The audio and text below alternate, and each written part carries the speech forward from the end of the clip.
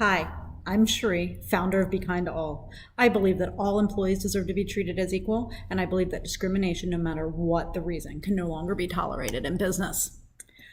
I am a reformed Fortune 10 director and now CEO of my own company who opened her eyes to the issues that have led us to this point in history.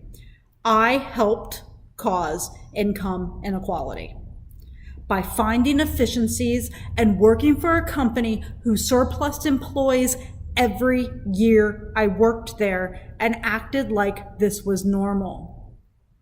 When I first started in 2000, there were jobs that made $60,000. Those jobs today make approximately $30,000. Employees are being expected to handle multiple people's jobs, and when they can't, they're labeled as incompetent.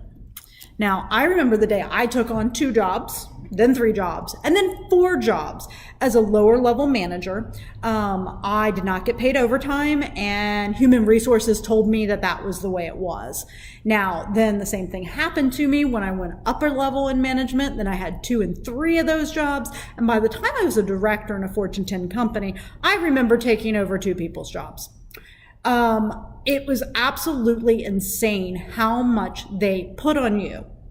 This is how employees are being treated in all levels of jobs, right? We keep adding these responsibilities, but we're not thinking about caring about the overall effect of this type of behavior. We have allowed this to become normalized. Over my career, I have seen the worst of greed in corporate America. This is the United States we have created by allowing the greed, the fear, and the hatred to run our country. Isn't it time we stop this madness? Quite simply, the definition of income inequality is the unequal distribution of household or individual income across the various participants in an economy. Income inequality is often presented as the percentage of income to a percentage of population. Now look, you guys, history shows that change is slow to occur, but it will. The United Nations has shown us that the U.S. is lagging far behind international human rights standards. Let that sink in for the moment. The USA is lagging far behind international human rights standards. The USA has a lot of work to do, and it's time we stop skirting these issues. America's poor are becoming more destitute under the Trump administration. Poverty is widespread and is deepening because of the removal of the safety nets that are in place. So, the war on poverty was introduced by President Johnson in 1964. Johnson believed that expanding the federal government's roles in both education and healthcare, that would be poverty reduction strategies. He believed that we must cure and help prevent poverty. Well, the popularity of this idea dwindled after the 1960s. Now, you do have deregulation and the criticism of the welfare state that has led to the shift of where we are now. This is not just a political issue because both sides of the aisle have allowed and created these income inequality gaps. Now, right now in the United States, we have over 40 million people who live in poverty. At a population size of just 321 million, guess what? That means almost 13% of all Americans live in poverty. That includes 18.5 million in extreme poverty, including 6 million children. This is not getting better, you guys. This is getting worse every single year. The safety nets that were put into place are being removed slowly. But now, with President Trump, it is under a much faster pace because at this point, we're harming the poor so we can give the tax breaks to the rich. That is the agenda that is going on right now.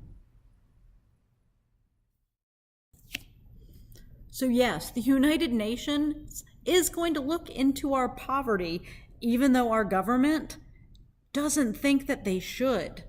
But income inequality in the United States is getting larger all the time. Think of it in terms this way. The top 20% of U.S. households own more than 84% of all the wealth. The top 1% average income is over $1.3 million. The bottom 40% of the US households only have 0.3% of the wealth. The bottom 90% average income is $34,000. The Walton family, Walmart, has more wealth than 42% of American families combined. And the 3 richest Americans have as much money as the bottom 50%. In 2017, the top 1% grabbed 82% of all wealth that was created. So let's think about these facts in terms of a pizza. There are 10 slices of pizza, and there are 10 people to share the 10 slices of pizza. One person comes in and says, I get 8 slices of pizza.